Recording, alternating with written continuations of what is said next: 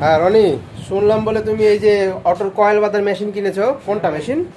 এই যে এটা মেশিন সেমি অটো। তাই? তো হাতে বাঁধাই করার মেশিনের ভিতরে পার্থক্য কি?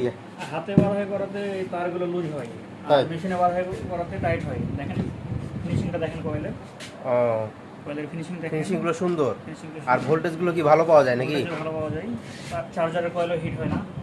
আচ্ছা, তো তোমার ঠিকানাটা বলো। আমার ঠিকানাটা 12 রাজশাহী 12 রাস্তার মোড়ে। নতুন বাস টার্মিনাল সব রোড। তো যাই হোক, আপনারা যারা অটোরিকশার বিভিন্ন চার্জারে যে কয়েলগুলো বাঁধাই করেন, আপনাদেরকে বলি যে হাতে বাঁধার চাইতে মেশিনে বাঁধাই কিন্তু সবচেয়ে ভালো হয় এবং ভোল্টেজটা খুব সুন্দর পাওয়া যায়। তো যারা ভালোভাবে কয়েল বাঁধাই করতে চান অবশ্যই আসবেন রাজশাহী 12 রাস্তার মোড়ে। তোমার দোকানের নাম কি? বিসমিল্লাহ ইলেকট্রনিক্স অ্যান্ড চার্জার ওয়ার্ল্ড। বিসমিল্লাহ ইলেকট্রনিক্স অ্যান্ড চার্জার ওয়ার্ল্ড। এই যে মেশিন